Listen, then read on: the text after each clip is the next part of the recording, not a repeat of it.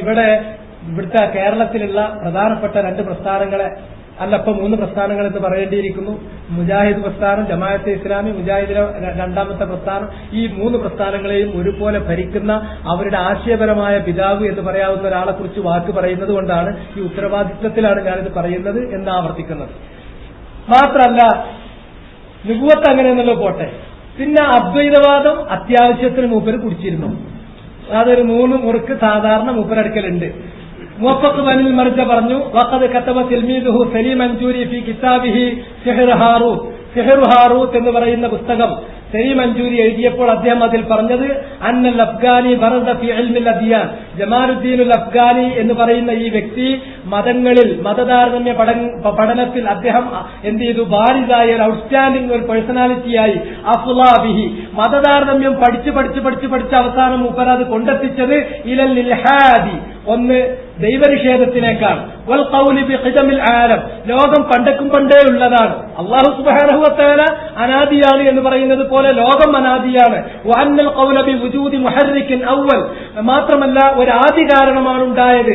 വഹും നശാൻ തറഖൽ ഇൻസാൻ ഫി തഅലീമിൽ അതുപോലെ തന്നെ മനുഷ്യനുണ്ടല്ലോ ഇതേമാതിരി ഇങ്ങനെ നമ്മളെ പരിണാമവാദം ഉണ്ടല്ലോ, ആ പരിണാമവാദത്തിന്റെ രൂപത്തിലാണ് മനുഷ്യൻ വളർന്നു വന്നിട്ടുള്ളത് എന്നിത്യാദി കാര്യങ്ങൾ പറഞ്ഞ് വഹദത്തുൽ വുജൂദ് വരെയുള്ള കാര്യങ്ങൾ അദ്ദേഹം എന്ത് ചെയ്തിരുന്നു, ഈ മതങ്ങളെക്കുറിച്ചുള്ള പഠനം കൊണ്ട്, താരതമ്യ പഠനം കൊണ്ട് അതിലേക്ക് വരെ അദ്ദേഹം എത്തി എന്നത് അദ്ദേഹത്തിന്റെ ശിഷ്യൻ തന്നെ എഴുതിയിട്ടുള്ളതാണ്. വഹക അൻഹു ശൈഖ് മുഹമ്മദ് അബ്ദു, അദ്ദേഹത്തിന്റെ ഏറ്റവും വലിയ അരുമ ശിഷ്യൻ, മുസ്ലിം ലോകത്ത് ഏറ്റവും അധികം ജമാലുദ്ദീനുൽ അഫ്ഗാനിയുടെ ചിന്തകൾ, ആ ചിന്തകൾക്ക് ചിറക് നൽകിയത്, അതിന് സ്വാധീനം ഉണ്ടാക്കിക്കൊടുത്തത്, ഭരണതലത്തിലും അല്ലാത്ത തലത്തിലും ഒക്കെ അത് വ്യാപിപ്പിച്ചത് അദ്ദേഹത്തിന്റെ ശിഷ്യൻ മുഹമ്മദ് അബ്ദു ആണ്.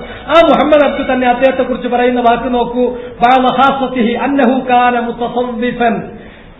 ജമാലുദ്ദീനുൽ അഫ്ഗാനി അദ്ദേഹത്തിന്റെ ഹാർഡ് കോറിൽ എടുത്തു നോക്കിയാൽ, വേറെ പുറത്തു വരുമ്പോ ഭയങ്കര സാമൂഹ്യ ജീവി മറ്റൊക്കെ ആണെങ്കിലും അദ്ദേഹം ഒരു കടുത്ത സൂഫിയാണ്. സൂഫി എന്ന് പറഞ്ഞാൽ അദ്വൈതം അനുഷ്ഠിക്കുന്ന സൂഫി. ബിഅഖീദത്തിൻ മുബ്ഹമത്തിൻ വഗാമിമത്തിൻ തൻതഹി ബിവഹദത്തിൽ വജൂദ്. അറബി അറിയുന്ന ആൾക്കാരുണ്ടല്ലോ, എത്രത്തോളം എന്ന് ചോദിച്ചാൽ യദീനു, അദ്ദേഹം ദീനായി സ്വീകരിച്ചിരുന്നത് ബിഅഖീദത്തിൻ മുബ്ഹമ, വ്യക്തതയില്ലാത്ത അഖീദകളാണ്, അവ്യക്തമായ അഖീദകളാണ്. വഗാമിമ, അതുപോലെ തന്നെ ക്ലാരിറ്റി ഇല്ലാത്ത അഖീദയാണ്, വിശ്വാസമാണ്. തൻതഹി, അദ്ദേഹത്തിന്റെ വിശ്വാസം ചെന്നെത്തുന്നത് ബിവഹദത്തിൽ വജൂദ്, അദ്വൈതത്തിലേക്കുമാണ്. അദ്വൈതത്തിൽ ചെന്നവസാനിക്കുന്ന അവ്യക്തമായ ക്ലാരിറ്റി ഇല്ലാത്ത അഖീദ ദീനായി കൊണ്ട് നടക്കുന്ന ഒരു സൂഫിയായിരുന്നു ഉള്ളിന്റെ ഉള്ളിൽ ജമാലുദ്ദീനുൽ അഫ്ഗാനി എന്ന് അദ്ദേഹത്തിന്റെ ഖൽബ് ശരിക്കും തുറന്നു കാണിച്ചു കൊടുത്തത് മുഹമ്മദ് അബ്ദുനാണ്. ആ മുഹമ്മദ് അബ്ദുവാണ് പറഞ്ഞിട്ടുള്ളത്. ഇത് പറയുന്നത് സഹവത്തുർ റജുലിൽ മരീൽ എന്ന് പറയുന്ന ഡോക്ടർ മുവഫഖ് ബനിൽ മർജയുടെ ഗ്രന്ഥത്തിൽ 341 പേജിൽ. ഇനി അത് പ്രിന്റ് മാറുമ്പോ 342 ആയാൽ എന്നോടൊന്നും പറയരുത് കേട്ടോ. ഇങ്ങനെ പേജൊക്കെ പറയുക വിഷയം ഉണ്ടാക്കുന്ന ആളുകൾ വീടി. മുവഫഖ് ബനിൽ മർജയുടെ പുസ്തകത്തിലുണ്ട് എന്ന കാര്യം ഉറപ്പ്. പിന്നെ മാത്രല്ല, അഫ്ഗാനി അവിടുന്ന് വിട്ടിട്ട് ഭയങ്കര സോഷ്യലിസ്റ്റ് വരും. ഇസ്ലാമും സോഷ്യലിസ്റ്റും ഒന്നാണ് എന്നുള്ളത് ആ കാലഘട്ടത്തിലുള്ള കവികൾക്ക്, ഇപ്പൊ ഉദാഹരണമായിട്ട് അന്ന് അബ്ബാടി നടത്തിയിരുന്ന അമീർ ഷുആറ ഷൗഖി, വലിസ്തിറാഖിയൂന അൻത ഇമാമുഹും ലൗലാ ദഅവൽ ഖൗമി വൽ ഖലബാഉ എന്നൊക്കെ പാടിയിട്ടുണ്ടാര്, ഷൗഖി പാടിയിട്ടുണ്ട്. ആ കവിതകളൊക്കെ ഇവിടുന്നാണ് സ്വാധീനം, ഒക്കെ ഇവിടുന്നാണ്. ഇതൊക്കെ ഞാൻ പറഞ്ഞില്ലേ, ഇതൊക്കെ പ്ലാന്റ് സീഡ്, ഒരു വിത്ത് കൊണ്ടുവച്ച് മറ്റവന്റെ തലയിൽ കുഴിച്ചിട്ട് പോരും, മരം മോൻ വളർത്തിക്കോളും, എന്റെ പണി കഴിഞ്ഞു. ഈ മെത്തേഡിന്റെ ആൾക്കാരാണ്. അതിലേക്ക് ഞാൻ വരുന്നുണ്ട്. അപ്പൊ എന്താന്ന് ചോദിച്ചാൽ അയാൾക്ക് പറയാനുള്ള കാര്യം ബാക്കിയുള്ള ആളുകളുടെ തലയിൽ 3-4 തലയിൽ ഇട്ട് കൊടുക്കും. അത് വേറെ ആരും കാണൂല. കാണാത്തപ്പോ ഇത് വരി വളർത്തുമ്പോ ഇത് എന്റെ മരമാണ് എന്ന് അവർ പറയുകയും ചെയ്യും. ആ വിത്ത് ആര് കൊടുത്താണ്? ജമാലുദ്ദീന്റെ അടുക്കൽ നിന്ന് വന്നതാണ്. ജമാലുദ്ദീൻ എവിടുന്ന് കിട്ടിയെന്നുള്ളത് ഷിയാക്കളിൽ നിന്ന് വന്നതാണ്. ഷിയാക്കളെ വിധത്തിൽ സ്വാധീനിച്ചത് ആര്? എവിടത്തേക്ക് പോകുന്നു എന്ന് ചോദിച്ചാൽ അത് കൽപ്പണിക്കാർ സ്വാധീനിച്ചതാണ്. അവിടത്തേക്കാണ് കാര്യങ്ങൾ പോകുന്നത്. അപ്പൊ അദ്ദേഹം പറഞ്ഞു, والأفغاني أول من ربج فكرة اشتراكية الإسلام وقارن بينها وبين اشتراكية الغرب. ആദ്യമായി ഇസ്ലാം സോഷ്യലിസമാണ് എന്ന കാര്യം പറയുന്നത് ഇദ്ദേഹമാണ്. മാത്രമല്ല ഇസ്ലാമിക് സോഷ്യലിസം എന്ന് പറഞ്ഞിട്ട് ഒരു കൺസെപ്റ്റ് ഉണ്ടാക്കി അതിനെ വെസ്റ്റേൺ സോഷ്യലിസവുമായിട്ട് കമ്പാരിസൺ നടത്തിയതും ഇദ്ദേഹമാണ്. അന്നഹു ഖാൽ ലാ മാനിഅ ഇൻദി മിന അസ്ഫൂർ ഇദാ ലം യുത്തഖൽ മസിയത്തൻ ലിൽ ഫുജൂർ. അദ്ദേഹം പറഞ്ഞു, എത്രത്തോളം പറഞ്ഞു അറിയോ? ആ സോഷ്യലിസം പോയിട്ട് അവസാനം തുണി കഴിച്ചിടലിസത്തിലേക്ക് കണ്ടെത്തി. പെണ്ണുങ്ങൾക്ക് വേണമെങ്കിൽ ഒക്കെ തുറന്നു നടക്കാം. ഇതാണ് യുത്തഹൽ, അസിയ്യത്തല്ലിൽ ഫുജൂർ, അത് താന്തോന്നിത്തത്തിനുള്ള ഒരു വഴിയായി സ്വീകരിക്കപ്പെടാത്തിടത്തോളം. അദ്ദേഹത്തിന്റെ ക്ലബ്ബുകളിൽ അത് തന്നെയായിരുന്നു. ഞങ്ങൾക്ക് ഞാൻ എത്തുന്നുണ്ട് കേട്ടോ അവരെ കാര്യങ്ങളൊക്കെ. അത്തരമുള്ള സോഷ്യലിസവും അതുപോലെ തന്നെ ഈ പ്രോഗ്രസീവ് ഇതൊക്കെയാണ് നമ്മുടെ ആളുകൾക്കും വേണ്ടത്, കേരളത്തിലുള്ള ആളുകൾക്ക് വേണ്ടത്. സത്യത്തിന്റെ ആ നട്ഷെല്ലിൽ സ്വീകരിക്കാൻ ആരും തയ്യാറല്ല. നമ്മളുടെ അന്തരീക്ഷവുമായിട്ടൊന്ന് അങ്ങോട്ടൊന്നും ചായാൻ പറ്റുന്ന ഒരു സത്യം. അതിനെന്തൊക്കെ ഇവിടുത്തെ മറ്റ് സെക്യുലർ അന്തരീക്ഷത്തിൽ എന്തൊക്കെ ചെയ്യണോ അതൊക്കെ ചെയ്തുകൊണ്ട് അത് ദീനാണ് എന്ന് പറഞ്ഞു തരാൻ പറ്റിയൊരു മൂല്യരെ കിട്ടുമെന്നാണ് ആൾക്കാർ നോക്കുന്നത്. അങ്ങനത്തെ ഒരു മൂല്യരെ കിട്ടുമെങ്കിൽ ഓ നേതാവാണോ, ബാങ്കറാണോ, ചിന്തകനാണോ, പണ്ഡിതനാണ്, ഒരു മുഹദ്ദിസാണ് അവൻ പറഞ്ഞു കേട്ടു. നേരെ മറിച്ച് ഇവർ ചെയ്യുന്ന തോന്നിയാസത്തിന് കൂട്ടി നിൽക്കുന്നില്ലെങ്കിലോ അവനെ സംബന്ധിച്ചിടത്തോളം ഒരു രാത്രി കൊണ്ട് സംഘടനാ ടൂൾ ഉപയോഗിച്ചിട്ട് വെടക്കാക്കി ആൻഡ് അടിക്കാക്കി. ഇതിനാണ് സംഘടന ഉപയോഗിക്കുന്നത്. മനസ്സിലാണ്ടല്ലോ. ഇനി അദ്ദേഹം മാത്രമല്ല, അദ്ദേഹം പറഞ്ഞു, ഈ സഹബത്തു റജുലിൽ മരീം എന്ന് പറയുന്ന ഡോക്ടർ മുവഫഖ് ബനിൽ മർജ അദ്ദേഹം എഴുതിയ ബുക്കിൽ തന്നെ പറഞ്ഞത് ജമാലുദ്ദീനുൽ അഫ്ഗാനിയുടെ പ്രബോധനം ഔസാസ് ഇൽമിയ, പ്രത്യേകിച്ച് അറിവുള്ള പണ്ഡിതന്മാരുടെയും വിദ്യാർത്ഥികളുടെയും ഇടയിൽ കയറിച്ചെന്ന് അദ്ദേഹം ജനങ്ങളെ പ്രബോധനം നടത്തിയത്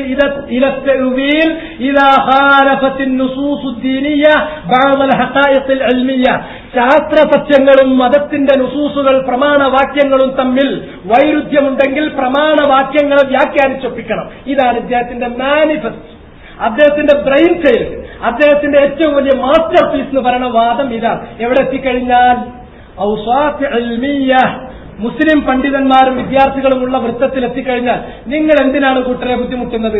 ഏതെങ്കിലും ഒരു വിഷയത്തിൽ മോഡേൺ സയൻസുമായി ഖുർആനിന്റെ ഒരു ആയത്തോ ഹദീസിലൊന്നോ യോജിക്കുന്നില്ലെങ്കിൽ മെനക്കെടണ്ട. നിങ്ങൾ ഉടനെ തന്നെ ഖുർആന്റെ ആയത്തിനെ ഹദീസിനെ നിങ്ങൾക്ക് എന്ത് ചെയ്യാൻ പറ്റും? ശാസ്ത്രത്തിനനുസരിച്ച് വ്യാഖ്യാനിച്ചൊപ്പിക്കാം. അതിന് വേണ്ട ഒരു ബുദ്ധിയും അദ്ദേഹത്തിനുണ്ട്. അതാണ് അദ്ദേഹം ചെയ്തത്. അതിന് അദ്ദേഹത്തിന്റെ ആ പിൻഗാമിത്വം ഏറ്റെടുക്കാൻ പറ്റിയ നല്ലൊരു തലയും കിട്ടി മുഹമ്മദ് അബ്ദു. ഇനി അത് പോട്ടെ, അദ്ദേഹത്തിന്റെ ഈ ഇതൊക്കെയാണ് ഇങ്ങനെ ഓരോ പോയിന്റായി പറഞ്ഞിരുന്നത് അദ്ദേഹത്തിന്റെ കാലിബർ നിങ്ങൾക്ക് മനസ്സിലാക്കാനാണ്. എന്നിട്ട് ഇദ്ദേഹത്തിന് ലോകാടിസ്ഥാനത്തിൽ ജൂതന്മാരെ വളരെ പഴയകാലം മുതൽ രൂപപ്പെടുത്തി കൊണ്ടുവരുന്ന ഒന്നാണ് ഫ്രീമേസൺറി എന്ന് പറയുന്നത്. ആ വേൾഡ് ഫ്രീമേസൺറിയുമായി ഇദ്ദേഹത്തിന് ബന്ധമുണ്ട് എന്നല്ല കേട്ടോ, നമ്മൾ പറയാൻ ബന്ധമുണ്ട് അല്ല, മൂപ്പർ അതിന്റെ തലപ്പത്തുണ്ടായിരുന്നു. അദ്ദേഹം അതിന്റെ തലപ്പത്തുണ്ടായിരുന്നു. ഷെയ്ഖ് സലീമുൽ ഹിലാലി പറയുന്ന വാചകമാണ് ഉദ്ധരിക്കുന്നത്. മിനൽ ഉമൂർ അല്ലത്തി ലം യഖ്തലിഫു ഫീഹാ അൽ മുഅർരിഖൂൻ, ചരിത്രകാരന്മാർക്കിടയിൽ രണ്ട് അഭിപ്രായമില്ലാത്ത കാര്യത്തിൽപ്പെട്ടതാണ്.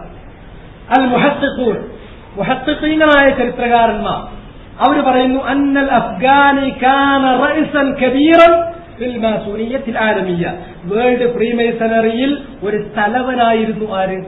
ജമാലുദ്ദീനുൽ അഫ്ഗാനി. സലീമുൽ ഹിലാലിനെ നിങ്ങൾക്ക് തള്ളാൻ പറ്റും? അങ്ങനെ ഒരു സലീമുൽ ഹിലാലിനെ തല്ലിയാൽ 10 സലീം ഹിലാലികളെ വേറെ ഇതേ വാദ്യം പറഞ്ഞ് ഞാൻ ഉദ്ധരിക്കുകയും ചെയ്യും. അതാണ്. അപ്പൊ അവസാനം പോയി എന്ന് പറഞ്ഞാൽ കേരളത്തിലുള്ള നമ്മളും ജമാഅത്താരും മാത്രം ഇയാൾ നല്ല ആളാന്ന് പറയും, അവിടേക്കെത്തും അവസാനം. അല്ലാതെ സെലഫികൾ ആരും പറയില്ല. അപ്പൊ പിന്നെ എന്താണെന്ന് വെച്ചാൽ ഞങ്ങൾ സെലഫികളാണ് എന്ന് പറയുകയും അതേ സമയത്ത് സെലഫിയത്തിനെതിരും കൂടി ചെയ്യല്ലേ. ഒന്നുകിൽ സെലഫികൾ അല്ല എന്ന് പറഞ്ഞേക്കും, എന്നാ സെലഫിയത്തിലേക്ക് വിളിച്ചാൽ മതി. സെലഫികളാണ് എന്ന് പറഞ്ഞു നടക്കുകയാണെങ്കിൽ പിന്നെ ഇത് കുറച്ചും കൂടി ബുദ്ധിമുട്ടാണ്. അപ്പൊ ആളുകൾ തെറ്റിദ്ധരിക്കുകയാണ്. ഇതല്ല, സെലഫികൾക്ക് ഒരിക്കലും സ്വീകാര്യനല്ലാത്ത ഒരാളാണ് ജമാലുദ്ദീൻ. അയാൾ പഠിച്ചത് വെറും ഷീ കേന്ദ്രങ്ങളിൽ നിന്നും ഷീ ഷൂഖുകളിൽ നിന്നും മാത്രമാണ്. വകാന മുതഅസ്സിബൻ ലിമദ്ഹബി വകാന മുതഅസ്സിബൻ ലിബലദിഹി, നാട്ടിനും അദ്ദേഹത്തിന്റെ ഷീഈ മദ്ഹബിനും പക്ഷപാതിത്വം കാണിക്കുന്നവനാണ്. പിന്നെ അദ്ദേഹം മതങ്ങൾ കൂടുതൽ പഠിച്ചപ്പോൾ വഹദത്തുൽ വുജൂദ് വരെയുള്ള അപകടത്തിലേക്ക് അദ്ദേഹം എത്തിപ്പെട്ടിട്ടുള്ള ഒരാളാണ്. അയാൾ കടുത്ത സൂഫിയാണ്, അദ്ദേഹം മാജിന്തറാണിയാണ്, അദ്ദേഹം ബഹായിയാണ്. ഇതൊക്കെ രേഖപ്പെട്ട് കിടപ്പുള്ള ഒരു കാര്യമാണ്. എന്ന് മാത്രമല്ല ഫഖദ് ളമ്മ ഇലൽ മഹ്ഫലിൽ മാസൂനി അൽ ബരീത്വാനി, ബ്രിട്ടീഷ് ഫ്രീമേസൺറിയിൽ അദ്ദേഹം ചേർന്നു. ബ്രിട്ടീഷ് ഫ്രീമേസൺറി ആ കാലഘട്ടത്തിൽ കുറച്ച് മൂർച്ച കുറഞ്ഞ ഫ്രീമേസൺറിയാണ്. അത് ഈ ഫ്രീമേസൺറി എന്ന് പറയുന്ന കാര്യവുമായിട്ട് പഠിച്ചു നടക്കുന്ന ചില ആൾക്കാരുണ്ടാകും. അവർക്കത് ഇങ്ങനെ സ്പാർക്ക് ചെയ്ത് കൊടുത്താൽ ബാക്കി അവർക്ക് മനസ്സിലാക്കാൻ പറ്റും. അതിന്റെ ബാക്കി കാര്യങ്ങളിലേക്കൊന്നും ഞാൻ പോകുന്നില്ല. ഏതാണെങ്കിലും ശരി, അത് അവരുടെ ലോഡ്ജിൽ വെച്ചിട്ട് ബ്രിട്ടീഷ് ഫ്രീമേസൺറിയെ അധിക്ഷേപിച്ചുകൊണ്ട് അദ്ദേഹം ഒരു പ്രസംഗം നടത്തി.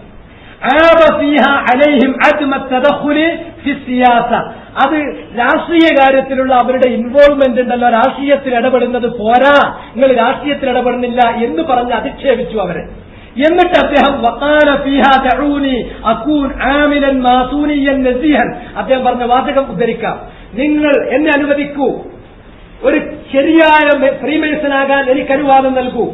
നസീഹൻ, വൃത്തിയുള്ള ഒരു ഫ്രീമേസൻ, മുതജന്നിബൻ ലിറദായിൽ, വേണ്ടാവൃത്തികളിൽ നിന്ന് മാറി നിൽക്കുന്ന, ഇദാ ലം യകുൻ ഹിർസൻ അലാ ശറഫ് ശഖ്സി, അത് വ്യക്തിപരമായിട്ടുള്ള ഒരു വലിപ്പത്തരത്തിനു വേണ്ടിയുള്ള ഒരു ആഗ്രഹമല്ലെങ്കിൽ, അങ്ങനെയുള്ള ഒരു ആഗ്രഹം എനിക്കില്ലെങ്കിൽ ഏറ്റവും നല്ലൊരു ഫ്രീമേസൺ ഞാനാകട്ടെ. എന്നിട്ട് ഞാൻ പറയുമ്പോൾ നിങ്ങൾ കേൾക്കിയെന്നർത്ഥം. തഹബ്ബുഫും മിൻ അൻ തുആബൽ മാസൂനിയത്തു ബി, എന്നെ പറ്റിയിട്ട് ഓൻ അങ്ങനെയല്ലേ എന്ന് പറഞ്ഞിട്ട് അത് ഫ്രീമേസൺറിക്ക് ഒരു മോശമായ ആളുകൾ പറയാതിരിക്കാൻ വേണ്ടി എന്നെല്ലാം പറഞ്ഞിട്ട് സുമ്മ ഇൻതഖല ബഅദ ദാലിക്, അങ്ങനെ ബ്രിട്ടീഷ് ലോഡ്ജസ് അവരുടെ ഓർഡർ അദ്ദേഹം വർജിക്കുകയും അവിടുന്ന് റിസൈൻ ചെയ്യുകയും ചെയ്തിട്ട് ഇലൽ മഹ്ഫലിൽ മാസൂനിയിൽ ഫ്രഞ്ച് ഫ്രീമേസൺ ലോഡ്ജുകളിൽ അദ്ദേഹം ചേർന്നു.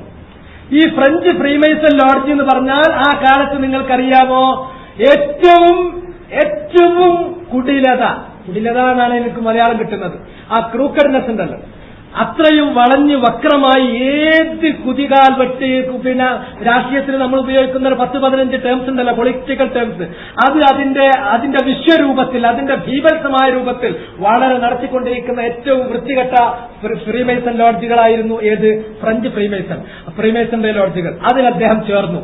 അങ്ങനെ അദ്ദേഹം ചേർന്നിട്ട് മാത്രമല്ല, അദ്ദേഹമാണ് ഫ്രീമേസന്റെ സ്ത്രീകൾക്ക് മാത്രമായുള്ള ചില ലോഡ്ജുണ്ട്, അവരെ സ്ത്രീകൾ ഒറ്റക്ക് വിടൂല. ഒരാളെ പിന്നെ പ്രിസൈഡ് ചെയ്യാൻ വേണ്ടിയിട്ട്, അതിന് അധ്യക്ഷം വഹിക്കാൻ വേണ്ടിയിട്ട് അല്ലാത്ത ഫ്രീമേസനിൽ നിന്ന് ഒരാളെ പറഞ്ഞയച്ചു കൊടുക്കും. അങ്ങനെ പറഞ്ഞയച്ചു കൊടുക്കുന്ന ആളായിരുന്നു ആര്, ജമാലുദ്ദീൻ അഫ്ഗാനി. അത്ര ഫ്രീമേസണറിയിൽ അത്ര തലപ്പത്തെത്തിയിട്ടുള്ള ആളാണ്. അതിനുള്ള തെളിവുകൾ, ഡോക്യുമെന്റ്സ് വേണമെങ്കിൽ അങ്ങനെ ചേർന്നു എന്നുള്ളതിൽ എന്താ തെളിവ്? അദ്ദേഹം അവർക്ക് അപേക്ഷ കൊടുത്തതും അവർ അദ്ദേഹത്തെ സ്വീകരിച്ചതും, അത് ഈസ്റ്റേൺ സ്റ്റാർ എന്ന് പറയുന്ന ലോഡ്ജിന്റെ നേതൃത്വം അദ്ദേഹത്തെ ഏൽപ്പിക്കുന്നതും, ഇങ്ങനെയുള്ള കാര്യങ്ങളെല്ലാം ഡോക്യുമെന്റ് ചെയ്യപ്പെട്ടിട്ടുള്ളതാണ്. അതുവരെ നിങ്ങൾക്ക് വേണമെങ്കിൽ ഞാൻ കാണിച്ചു തരാം. ഇനി അഫ്ഗാനിന്റെ പ്രവർത്തനങ്ങൾ നമുക്ക് ചെറുതായിട്ടൊന്ന് നോക്കാം. ഇത്തഹദൽ അഫ്ഗാനി മിൻ ബാർ മാറ്റ്നിയ മുൻതദാ ലിസഹരിഹി വസംരിഹി മാ അസ്തിഖായിഹി. മാറ്റ്നിയ എന്ന് പറഞ്ഞിട്ടൊരു ബാറുണ്ട്. ഈജിപ്തിലുള്ള സമയത്തെ കാര്യമാണ് കേട്ടോ പറയുന്നത്. ഇദ്ദേഹം പലയിടത്തു കൂടി ഇങ്ങനെ പാറി നടക്കുക. അങ്ങനെ പാറി നടക്കുമ്പോൾ അദ്ദേഹം ചില സ്ഥലത്ത് വരുന്ന പറയുമ്പോൾ ഈ ഫ്രീമേസൺസിന്റെ ഒക്കെ ഒരു പ്രത്യേകത അവർക്കൊന്നും വേണ്ട. ഉദാഹരണമായിട്ട് ഞാനിപ്പോ ഫ്രീമേസനാണ് വിചാരിച്ച് ഞാൻ ഇന്ന് കാലിഫോർണിയയിലേക്ക് പോകുകയാണെങ്കിൽ ജസ്റ്റ് മേക്ക് എ കോൾ, കാലിഫോർണിയയിലുള്ള അവിടുത്തെ ഫ്രീമേസന്റെ ആളുകൾ എന്നെ വന്നിട്ട് സ്വീകരിച്ചോളൂ, എനിക്കെല്ലാം എല്ലാം അവിടെ റെഡി ആയിരിക്കും. അതുകൊണ്ട് ഞാൻ എന്റെ കയ്യിൽ തൽക്കാലം വിമാനത്തിലിരിക്കുമ്പോഴോ അല്ലാതെ അവിടെ ബെഞ്ചിൽ കാത്തിരിക്കുന്ന സമയത്ത് കുറിക്കാൻ കണ്ട കടല കരുതിയാൽ മതി. അല്ലാതെ ഒരു ചുക്കും പൈസ ഞാൻ കരുതേണ്ടയില്ല. അവർ സ്വന്തം ഉടപ്പിറപ്പിനെ, ഉമ്മാനെ, ഉപ്പാനെ, സഹോദരനെ, സഹോദരിയെ നോക്കുന്നതിനേക്കാൾ ഇതിലൊരു അംഗമായ ഒരാളെ അവർ നോക്കാൻ ബാധ്യസ്ഥരാണ്. അതാണ് ഇത്തരം ഈ ഇന്റർനാഷണൽ ബ്രദർഹുഡിന്റെ പ്രത്യേകത തന്നെ.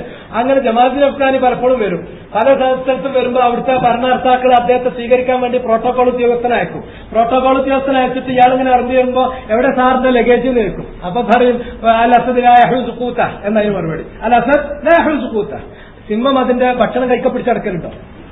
അങ്ങനെ ഇതിന്റെ കാര്യം സിംഹമായതല്ല പ്രശ്നം, ഫ്രീമേസനായതാ പ്രശ്നം. എന്നെ നോക്കാൻ അവിടെ ആൾക്കാരുണ്ട്, ഇതാണ് പ്രശ്നം. അങ്ങനെ നടക്കുന്ന ഒരാളാണ്. അങ്ങനെയുള്ള അദ്ദേഹം ഈജിപ്തിലുള്ള സമയത്ത് മാറ്റ്നിയ എന്ന് പറയുന്ന ബാറാണ് അദ്ദേഹം എന്ത് ചെയ്തത്. ബാർ നമുക്ക് അറിയാലോ, ആ ബാറിലാണ് മൂപ്പരെ നമ്മുടെ ഇസ്ലാം പ്രസ്ഥാനത്തിന്റെ എല്ലാമായ തലച്ചോറപ്പോ ഈ പറയുന്നത്. അതല്ലാതെ വേറെ ഏതെങ്കിലും സിനിമയിൽ അഭിനയിക്കാൻ പോകുന്ന ഒരാളെ പറ്റിയല്ല എന്റെ ചർച്ച. സയ്യിദ് ജമാലുദ്ദീൻ അഫ്ഗാനി എന്ന് പറഞ്ഞ നമ്മളെ അമീർ കൊച്ചിയിൽ ഇസ്ലാം അമീറില്ലേ എഴുതിയ എഴുതിയ പുസ്തകം എടുത്ത് നോക്കൂ. അതിൽ കൂരിരുട്ടിലെ വലിയ ഇരുട്ടിവിടെ, ആ ഇരുട്ട് മാറിയിട്ട് അതിലേക്ക് വെളിച്ചം തന്ന ജമാലുദ്ദീൻ അഫ്ഗാനി എന്ന് പറഞ്ഞ ആ അഫ്ഗാനിയ കൂരിരുട്ടിലെ പ്രകാശനാളങ്ങൾ എന്ന് പറഞ്ഞതിൽ ആ പ്രകാശനാളത്തിന്റെ ഒന്നാമത്തെ പ്രകാശനാളം അഫ്ഗാനിയാണ് എഴുതിയത്. ആ അഫ്ഗാനിയെ കുറിച്ചാണ് പറയുന്നത്. ഇതാ കണ്ടോളൂ, ജമാലുദ്ദീൻ അഫ്ഗാനി. ഞാൻ നുണ പറയല്ല, ഇതിങ്ങനെ വായിച്ച് ഉദ്ധരിക്കുക എന്നുള്ളത് അഹ്ലുസുന്നത്തിന് പറ്റിയ രീതിയല്ലാത്തതുകൊണ്ടാണ് ഞാൻ വായിക്കാത്തത്. കാരണം അങ്ങനെ ഉദ്ധരിച്ചു കഴിഞ്ഞാൽ അവസാനം ആ സംശയം ചിലരെ മനസ്സിൽ എന്റെ വാക്കുകൊണ്ട് വന്നാൽ ഞാൻ അള്ളാഹിനോട് ഉത്തരം പറയേണ്ടി വരും. ഞാൻ പലപ്പോഴും നേരത്തെ വിശദീകരിച്ചു കൊടുത്തുള്ള കാര്യമാണ്. ഈ മഞ്ചേരി ഒരാളുണ്ട്, ഖുർആനിനെ തലകൊണ്ട് തന്നെ വ്യാഖ്യാനിക്കുന്ന ഒരാൾ. അപ്പൊ അയാൾക്കൊരു മറുപടി പറയണം എന്ന് പറഞ്ഞാണ്ട് കേരളത്തിലുള്ള ആൾക്കാരൊക്കെ പാടാൻ കേരളം പോയിട്ട് ഇങ്ങനെ നിൽക്കുന്ന കാലത്ത് അപ്പൊ അതിന് വേണ്ടിയിട്ടൊരു കാസറ്റിന്റെ എടുത്ത് തന്നു. ആ കാസറ്റ് ഇങ്ങനെ കേട്ടപ്പോ ആള് പറയണം, ഞാൻ പറയാൻ പാടില്ല ശരി. ഈ തബ്ബത്തിയതാബീലാബ് എന്നുള്ള സൂറത്തൊന്നും മാരുസ്കാരത്തിൽ നിന്ന് ഓതാൻ പാടില്ല. മുപ്പര് തീർത്തൽ പറയണം. എന്റെ കാരണം അതിലിപ്പോ അബൂലാബിനെ അള്ള ശപിക്കട്ടെ എന്നാ പറയണം. നിസ്കാരം എന്ന് പറഞ്ഞാൽ എന്നെ രക്ഷിക്കണം, എന്നതാക്കണേ എന്നൊക്കെ പറഞ്ഞിട്ട് നല്ലവർക്ക് അള്ളാഹിനോട് പ്രാർത്ഥിക്കേണ്ടതാണ്. അതിന് പകരം അബൂലാബിനെ ശപിക്കട്ടെ അങ്ങനെയുള്ളതൊന്നും എന്ത് ചെയ്യാൻ പാടില്ല, നിസ്കാരത്തിൽ പ്രാർത്ഥിക്കാൻ പാടില്ല. മുപ്പര ഇത് പെട്ടെന്ന് കേട്ട് കഴിഞ്ഞാൽ ഇനി തബ്ബത്തിയത അബീലാബ് എന്നുള്ള ആയത്ത് സൂറത്ത് ഓതാൻ വേണ്ടി കയ്യെത്തിയവന്റെ മനസ്സിൽ ഈ ശക്ക് ഇങ്ങനെ എപ്പോഴും ചെക്കുകൾ നമ്മളെ മനസ്സിലേക്ക് വരുന്നൊരു കോലതാണ്. പിന്നെ അത് പോയി കിട്ടാൻ ഞാൻ കുറെ കാലം അയാളെ പറഞ്ഞ ശുദ്ധമായ തെറ്റാണ്, വങ്കത്വമാണ്, അയാൾ അപ്പ അടിച്ചിരുത്തേണ്ട കാര്യമാണ്, അത് പറയാൻ അനുവദിക്കാൻ പാടില്ലാത്ത വിഷയമാണ്. പക്ഷെ എന്ന് ബോധ്യമുള്ള എനിക്ക് പോലും പിന്നെയും നിസ്കരിക്കുന്ന സമയത്ത് തബ്ബത്തിയത അബീലാബ് എന്ന് ഓതുമ്പോ അബൂലഹബിനെ ശപിക്കുന്ന കാര്യമാണ്. അപ്പൊ കൈ കെട്ടി അള്ളാഹിനോടിന്റെ കാര്യം പറയുമ്പോ എന്ന് ഇയാൾ പറഞ്ഞ വാചകം തേട്ടി വരികയാണ് തലച്ചോറിലേക്ക്. ഇങ്ങനെ ചെക്കുകൾ നിങ്ങളുടെ മനസ്സിലേക്ക് എന്റെ വാക്ക് കൊണ്ടുവരുമോ എന്ന പേടി കൊണ്ട് ഇവരെഴുതുന്ന അക്രമം ഞാൻ വായിക്കുന്നില്ല എന്നുള്ളൂ. അല്ലെങ്കിൽ ഈ എഴുതി വെച്ചിട്ടുള്ള ഇത്തരം താന്തോന്നിത്തങ്ങൾ, തോന്നിവാസങ്ങൾ 100 കണക്കിന് ഇഷ്ടം പോലെ വേണമെങ്കിൽ ഞാൻ വായിച്ചുതരാം. അതൊക്കെയാണ് ഇവിടെ എന്താണെന്ന് വെച്ചാൽ ഇസ്ലാമിക പ്രസിദ്ധീകരണം, തൗഹീദ് പ്രചരണം, അല്ലെങ്കിൽ ദഅവത്ത് എന്നൊക്കെ പറഞ്ഞുകൊണ്ട് കൊണ്ടു നടക്കുന്ന കാര്യം. അതുകൊണ്ടാണ് പറയണത്. അങ്ങനെയുള്ള ഇദ്ദേഹം പിന്നീട് അവസാനം അവിടുന്നൊക്കെ പോയിട്ട് പിന്നീട് എവിടെ എത്തി നമുക്ക് നോക്കാം. അദ്ദേഹം ഈ മാറ്റ്നിയ എന്ന് പറയുന്ന ബാറിലാണ് അദ്ദേഹം രാത്രി അദ്ദേഹത്തിന്റെ സമയം കഴിച്ചു കൂട്ടുക, വർത്താനം പറയാം. അദ്ദേഹത്തിന്റെ സുഹൃത്തുക്കളുടെ കൂടെ ഈജിപ്തിലുള്ള ശിഷ്യന്മാരുടെ കൂടെയും ഇത്തഹലാവാൻ ആരാണ് അദ്ദേഹത്തിന്റെ ക്ലോസ് ഐഡീസ് ആൻഡ് ഫ്രണ്ട്സ്, ആരാണ് അദ്ദേഹത്തിന്റെ കൊളീഗ്സ്, അത് നമുക്ക് നോക്കാം. ഒന്ന് മിനൽ യഹൂദ് വൻ നസ്വാറ, മനസ്സിലായോ? അൽ യഹൂദ് വൻ നസ്വാറ. ആ മാറ്റ്നിയ എന്ന് പറയുന്ന ബാറിലാണ് രാത്രി മുഴുവൻ കഴിച്ചു കൂട്ടുന്നത്. അവിടെ അദ്ദേഹത്തിന്റെ ശിഷ്യന്മാരും അദ്ദേഹത്തിന്റെ ഏറ്റവും അടുത്ത സിൽബന്തികളും എന്ന് പറഞ്ഞാൽ യഹൂദ് വൻ നസ്വാറ, ജൂത ക്രൈസ്തവന്മാരാണ്. നശാതുഹു കാന സിർരിയൻ, പിന്നെ മൂപ്പര് വെളിച്ചത്ത് വരില്ല, പണിയൊക്കെ രാത്രിയാണ്. പിന്നെ അതൊക്കെ എന്ന് പറഞ്ഞാൽ അതീവ സീക്രട്ട് നേച്ചറുള്ള പ്രവർത്തനങ്ങളും അദ്ദേഹം ചെയ്യും. വളരെ സ്വകാര്യ സ്വഭാവത്തിലാണ് കാര്യങ്ങൾ മുന്നോട്ട് കൊണ്ടുപോകുക. അതന്നെ ഇസ്ലാമിന് പുറത്താണ്. അത് ഉമർ ബിൻ അബ്ദുൽ അസീസ് റഹ്മത്തുള്ളാഹി അലൈഹി അദ്ദേഹത്തിൽ നിന്ന് ഉദ്ധരിക്കപ്പെടുന്ന ഒരു അസർ അഖീദയുടെ ഗ്രന്ഥങ്ങളിലൊക്കെ നമുക്ക് കാണാൻ സാധിക്കും. അഹ്ലുസുന്ന പഠിപ്പിക്കുന്ന, അഹ്ലുസുന്നക്കാർ വായിക്കുന്ന അഖീദയുടെയും മൻഹജിന്റെയും ഗ്രന്ഥങ്ങളിലൊക്കെ ഉമർ ബിൻ അബ്ദുൽ അസീസിനെ ഉദ്ധരിച്ചുകൊണ്ട് ചേർക്കുന്ന ഒരു ഇബാറത്ത്, ഒരു ഖൗമിനെ നീ കണ്ടാൽ യതനാജൂന, അവര് ഇങ്ങനെ സ്വകാര്യം പറയാണ്. ഏത് ദീനിന്റെ കാര്യത്തിൽ ദൂനൽ ആമ്മ, പൊതുജനങ്ങളെ കൂടാതെ ഒരു കുറച്ച് ആൾക്കാർ കുത്തിരുന്നുകൊണ്ട് കുശു പറയുകയാണെങ്കിൽ നീ മനസ്സിലാക്കിക്കോ, അന്നഹുമലാത്തിൽ അത് ദീനല്ല, അവര് വലാലത്ത് സ്ഥാപിക്കാനാണ് പോണത്. അന്നഹും അലാല, അവരൊരു വലാലത്ത്, ഒരു വഴികേടാണ് സ്ഥാപിക്കുന്നത്. ഈ പണിയാണ് മൂപ്പരെടുത്തിരുന്നത്. ഇങ്ങനെ കുശു അത് രാത്രി ഇതാണ് മൂപ്പർ ചെയ്തിരുന്നത്. അദ്ദേഹം ഒരുപാട് സ്വകാര്യ സംഘടനകൾ, ജംഇയ്യകൾ അദ്ദേഹം ഉണ്ടാക്കി. ആ സംഘടന അത് നേരെ കിട്ടി. ആരിലേക്ക് കിട്ടി? ജമാഅത്തെ ഇസ്ലാമിയിലേക്ക് കിട്ടി.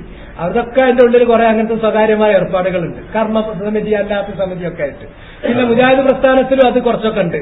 അത് ഉണ്ടാക്കാൻ പറ്റൂല എന്നുള്ള തർക്കമായിരുന്നു. ഉണ്ടാക്കാൻ പറ്റും എന്ന് പറഞ്ഞ ആൾക്കാർ ഒരു വിഭാഗം, ഉണ്ടാക്കാൻ പറ്റൂല എന്നുള്ളൊരു വിഭാഗം. പറ്റൂല എന്ന് പറഞ്ഞ ആൾക്കാർ അതിനെ ഓപ്പോസ് ചെയ്യാനായിട്ട് നോലുണ്ടാക്കി. പലതും അങ്ങനെ തന്നെ.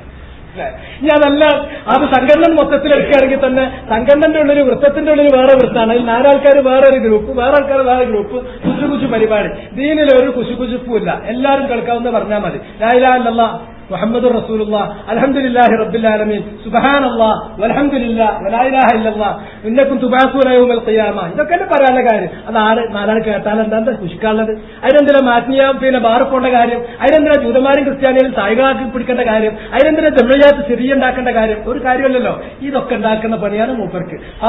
മുഹമ്മദ് യാസീൻ ومما يريب الباحث في أمر جمال الدين وأهدافه أيضا أن أكثر نشاطه كان سريا. ഇദ്ദേഹത്തിന്റെ ഒട്ടുമിക്ക ആക്ടിവിറ്റീസും സ്വകാര്യത്തിലായിരുന്നു എന്നത് അദ്ദേഹത്തെക്കുറിച്ച് ഏതൊരാൾക്കും സംശയം ജനിപ്പിക്കാൻ മതിയായ കാരണമാണ്. وقد كان أول من أدخل نظام الجمعيات السرية في العصر الحديث. ആധുനിക കാലത്ത് സീക്രട്ട് ഓർഗനൈസേഷൻ എന്നുള്ളത്, ആ സങ്കല്പം അത് പ്രയോഗത്തിൽ കൊണ്ടുവന്ന ഒരാൾ ഇദ്ദേഹമാണ്. ഫീ മിസ്ർ, ഈജിപ്തിൽ. വകാന ഹൈസുമാ ഹല്ല, എവിടെ ചെന്നിറങ്ങിയാലും യുഅസ്സിസുൽ ജംഇയ്യാത്തി സിർരിയ, സ്വകാര്യ സംഘടനകൾ അദ്ദേഹം ഉണ്ടാക്കും, വയൻശുറുഹ, അത് സ്വകാര്യ സംഘടനകൾക്ക് വേണ്ടി അദ്ദേഹം അത് പ്രചരിപ്പിക്കുകയും ചെയ്യും. യഹ്തമു ബിസ്സിയാസ, അദ്ദേഹം പൊളിറ്റിക്സിലാണ് അദ്ദേഹത്തിന്റെ ഇഹ്തിമാം, അദ്ദേഹത്തിന്റെ മെയിൻ കൺസേൺ ഫോക്കസ് ഏതിലാണ്? പൊളിറ്റിക്സ് ആണ്. ഫിൽ അഹ്ദാസ് സിയാസിയ്യത്തി ഫീ കുല്ലി ബലദ്, ഓരോ നാട്ടിലും അദ്ദേഹം ചെന്നാൽ അതത് നാട്ടിലുള്ള പൊളിറ്റിക്സിലാണ് അദ്ദേഹം എംഫസൈസ് കൊടുക്കുക. യദ്ഖുലുഹാ വസ്ആ ഫീ കുല്ലി ബലദിൻ ഇലാ ഇസ്ഖാത്തി ഹാകിമിഹാ വഇസാറത്തി ശഗ്ബി ളിദ്ദഹു, ഏത് നാട്ടിൽ ചെന്നാലും അവിടെയുള്ള ഭരണാധികാരിക്കെതിരിൽ വിപ്ലവം ഉണ്ടാക്കുകയും അയാളെ താഴെ ഇറക്കാൻ വേണ്ടിയിട്ടുമാണ് അദ്ദേഹം ശ്രമിക്കുന്നത്. ഇങ്ങനെയുള്ള അദ്ദേഹത്തിന്റെ പ്രവർത്തനങ്ങൾ അദ്ദേഹത്തെക്കുറിച്ച് ഒരു സാധാരണ ഒരു ഗവേഷകനെ സംബന്ധിച്ച് എമ്പാടും സംശയം ജനിപ്പിക്കാൻ മതിയായതാണ്. ഇതാണ് ജമാഅത്തെ ഇസ്ലാമി ഏറ്റെടുത്ത്. അഫ്ഗാനിയിൽ നിന്ന് സ്വാധീനം നേർക്ക് നേരുണ്ടായത് ഒന്ന് സയ്യിദ് ഖുത്ബിനും മറ്റൊന്ന് മുഹമ്മദ് അബ്ദുവിനുമാണ്. മുഹമ്മദ് അബ്ദുവിനാണ് കൂടുതൽ.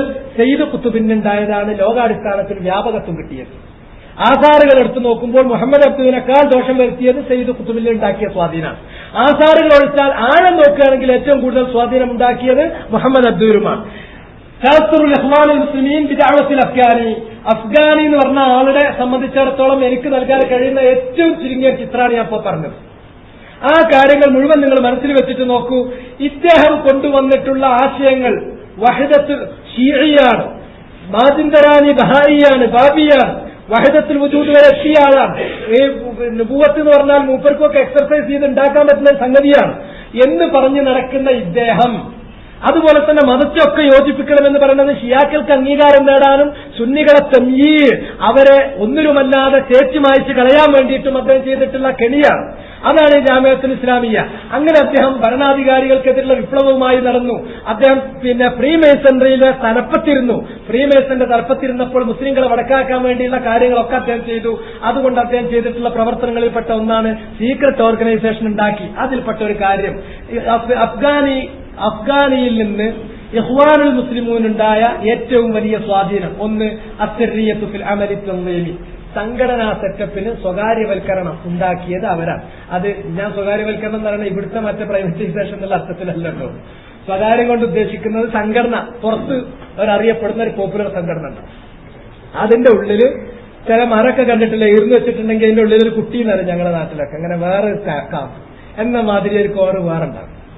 ഇത് മൂപ്പര് അത് ഇവരെ ആര് ഇഖ്വാനുൽ മുസ്ലിമൂൻ എന്ന് പറയുന്ന സംഘടനയുടെ സെറ്റപ്പ് തന്നെ അങ്ങനെയാണ്. ഇഖ്വാനുൽ മുസ്ലിമൂനെ നിങ്ങൾക്കറിയാമല്ലോ, അവർ സംഘടന ഉണ്ടാക്കി, സ്വകാര്യ സംഘടന ഉണ്ടാക്കി, ആ സംഘടന ഉണ്ടാക്കി അവരൊന്നിച്ച് ഇവര് ഭരണാധികാരികൾ പിടിച്ച് ജയിലിലിട്ട സമയത്ത് അവസാനം സയ്യിദ് ഖുത്ബ് ജയിലിൽ കഴിച്ചു കൂട്ടുമ്പോൾ അദ്ദേഹം അത് ഒന്നും കൂടി നവീകരിക്കാൻ വേണ്ടിയിട്ട് ശ്രമം നടത്തി. നമ്മൾ ഇതുവരെ ചെയ്തിട്ടുള്ള അബദ്ധം ഇല്ലതായിരുന്നു. അതുകൊണ്ടാണ് നമ്മുടെ ആളുകൾ മുഴുവനും പിടിക്കപ്പെട്ടത്. ഇനി പിടിക്കപ്പെടുകയാണെങ്കിൽ ഒരിക്കലും ഒരാളെ പിടിച്ചാൽ അയാളല്ലാണ്ട് ഏറിക്കഴിഞ്ഞാൽ അയാൾ ബന്ധപ്പെടുന്ന റിങ്ങിനല്ലാതെ അതിന്റെ അപ്പുറത്തേക്കുള്ള മുകൾക്കും താഴിലേക്കുള്ള റിങ്ങുകളിലേക്ക് ആ വിവരം ചോർന്നു പോകാത്ത തരത്തിൽ പരസ്പര ബന്ധമില്ലാത്ത ഒരു സ്വകാര്യ സംഘടന ഉണ്ടാക്കണം എന്ന് പറഞ്ഞിട്ട് അദ്ദേഹം ചിന്തിച്ചുണ്ടാക്കി. ഈ അഫ്ഗാനിയിൽ നിന്ന് കിട്ടിയിട്ടുള്ള ആശയങ്ങൾ വെച്ചിട്ട് അദ്ദേഹം ഫിഖ്ഹുൽ ഹറക്കാത്ത് ഒരു പുസ്തകം വരെ എഴുതി. ആ പുസ്തകം എഴുതിയിട്ട് അദ്ദേഹം പറഞ്ഞത് അദ്ദേഹത്തിന്റെ മറ്റേ പ്രമാദമായ പുസ്തകം ഉണ്ടല്ലോ, ലാ ഇലാഹ ഇല്ലല്ലാഹ് മൻഹജു ഹയാ എന്നുള്ള പ്രബന്ധം വന്നിട്ടുള്ള ആ മആലിമുൽ ഇസ്ലാം, മആലിമു ഫിത്തരീഖ്, വഴിയടയാളങ്ങൾ എന്ന് പറയുന്ന പുസ്തകത്തിന്റെ 2ാം ഭാഗമായി പ്രസിദ്ധീകരിക്കാൻ തീരുമാനിച്ചു. അങ്ങനെ പ്രസിദ്ധീകരിക്കാൻ തീരുമാനിക്കുന്ന സമയത്താണ് അദ്ദേഹത്തിന്റെ കൂടെ അദ്ദേഹത്തിന്റെ ഏറ്റവും അടുത്ത ശിഷ്യൻ അലി അഷ്മാവി ഇടപെട്ടിട്ട് പറഞ്ഞു, ചെയ്യരുത്, നിങ്ങൾ ഈ ലാ ഇലാഹ ഇല്ലല്ലാഹ് മൻഹജു ഹയാ എന്നുള്ള പ്രബന്ധം എഴുതി അത് മആലിമു ഫിത്തരീഖ് എന്നുള്ള പുസ്തകത്തിൽ പ്രസിദ്ധീകരിച്ചു. അതിനുള്ള സ്വകാര്യ സംഘടനകളുടെ സ്വഭാവം കൊണ്ടാണ് നമ്മളൊക്കെ ജയിലിലായത്. ഈ പുസ്തകവും ഈ സ്വഭാവം പോകുകയാണെങ്കിൽ ഇഖ്വാനുൽ മുസ്ലിമൂൻ എന്ന് പറയുന്ന സംഭവം ഈജിപ്തിനുണ്ടാവില്ല, ചെയ്യരുത് എന്ന് പറഞ്ഞു വിലക്കി. അങ്ങനെയാണെങ്കിലും സയ്യിദ് ഖുത്ബ് എന്ത് ചെയ്തു, ആ പുസ്തകം ജയിലിന്റെ പുറത്തേക്ക് അദ്ദേഹത്തിന്റെ അനുയായികൾക്ക് കൊടുത്തു. അതിൽ പറഞ്ഞിട്ടുള്ള ഈ സ്വകാര്യ സ്വഭാവങ്ങളൊക്കെ ഏതിൽ നിന്ന് കിട്ടിയതാണ്? ജമാലുദ്ദീൻ അഫ്ഗാനിയിൽ നിന്ന് കിട്ടിയതാണ്. ജമാലുദ്ദീൻ അഫ്ഗാനിക്ക് കിട്ടിയത് നേരത്തെ പറഞ്ഞിട്ടുള്ള ഫ്രഞ്ച്, ബ്രിട്ടീഷ്, ഫ്രീമേസൺറി ലോഡ്ജുകളിൽ നിന്ന് അദ്ദേഹത്തിന് കിട്ടിയിട്ടുള്ള കാര്യമാണ്. അപ്പൊ അത് എവിടുന്നാണ് വരുന്നത്? ജൂതന്മാരിൽ നിന്നാണ്. അപ്പൊ ആ ലിങ്ക് നിങ്ങൾക്ക് മുഴുവനാകാൻ വേണ്ടി പറഞ്ഞെന്നു മാത്രം. ഈ സീക്രട്ട് ഓർഗനൈസേഷന്റെ ലിങ്ക് വരുന്നത് അങ്ങനെയാണ്, ജൂതന്മാരിൽ നിന്ന് എന്ന് പറഞ്ഞാൽ ജൂതന്മാരിൽ നിന്ന് പറഞ്ഞാൽ ഫ്രീമേസൺറി എന്ന് പറയുന്നത് അത് പഠിച്ച ആളുകൾക്കറിയാം. അത് എന്ന് തുടങ്ങിയല്ലോ പറയാൻ പറ്റാത്ത വിധം അതിന്റെ തുടക്കം തേച്ചുമാഞ്ഞ് കളഞ്ഞിട്ടുണ്ട്. ജൂതന്മാരാണ് അത് ഉണ്ടാക്കിയിട്ടുള്ളത്. ആ ജൂതന്മാരിൽ നിന്ന് കിട്ടിയ കാര്യം അഫ്ഗാനിയിലൂടെ അഫ്ഗാനി എന്ത് ചെയ്തു? അത് സയ്യിദ് ഖുത്ബിന് കൊടുത്തു. സയ്യിദ് ഖുത്ബിലൂടെ അത് മുസ്ലിം ലോകത്ത് അത് വ്യാപിക്കുകയാണ് ചെയ്തിട്ടുണ്ടായിട്ടുള്ളത്. രണ്ടാമത് അൽ ഇഹ്തിമാമു ബിസ്സിയാസ, രാഷ്ട്രീയത്തിൽ വളരെയധികം ശ്രദ്ധിക്കണം. ഇത് അദ്ദേഹത്തിന്റെ ഇപ്പൊ ജമാഅത്ത് ഇസ്ലാമിക്കാർക്ക് ഇത്രയധികം രാഷ്ട്രീയത്തിലുള്ള ഈ ഭ്രാന്ത് വരാനുള്ള കാര്യം എന്താ? സയ്യിദ് ഖുത്ബ് രാഷ്ട്രീയത്തിൽ ശ്രദ്ധിക്കണം എന്ന് പറഞ്ഞു. അദ്ദേഹത്തിന് എവിടുന്ന് അത് പറഞ്ഞു കൊടുത്തത്? അത് പറഞ്ഞു കൊടുത്തിട്ടുള്ള ജമാഅത്തുൽ അഫ്ഗാനിയുടെ സ്വാധീനം. മൂന്നാമത്തെ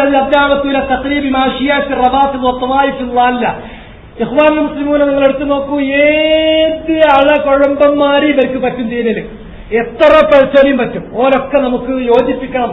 അതാണ് ഈ യോജിപ്പിന്റെ തഖ്രീബ്. അതിനാണ് പറയാ ആശയത്തെ സമന്വയിപ്പിക്കുക എന്ന് പറയും. ആശയങ്ങളെ തഖ്രീബുൽ മദാഹിബ്, ചിന്താധാരകളെ ആശയങ്ങളെ സമന്വയിപ്പിക്കണം. അങ്ങനെ ഷിയാക്കളെയും കൂട്ടിപ്പിടിക്കണം, മറ്റവരെയും കൂട്ടിപ്പിടിക്കണം, അവരെയും കൂട്ടിപ്പിടിക്കണം എന്ന് പറയുന്ന ഈ രീതി ഇവർക്ക് വന്നത് ഇദ്ദേഹത്തിൽ നിന്നാണ്. അതുപോലെ തന്നെ ദഅവത്തുൽ യഹൂദ് വന്നസ്വാറാ ലി ഹിവാരിൽ അദിയാൻ, ഇന്റർഫെയ്ത്ത് ഡയലോഗ് എന്ന് പറഞ്ഞ സംഭവം ഇതിൽ നിന്നാണ് വരുന്നത്. എന്താ ഇന്റർഫെയ്ത്ത് ഡയലോഗ് എന്ന് പറഞ്ഞാൽ അറിയോ? ജൂതന്മാരോട് നമുക്കൊരു ആശയ സംവാദം നടത്താം, ക്രൈസ്തവന്മാരോടും നമുക്കൊരു ആശയ സംവാദം നടത്താം, സിഖുകാരോടും നമുക്കൊരു ആശയ സംവാദം നടത്താം.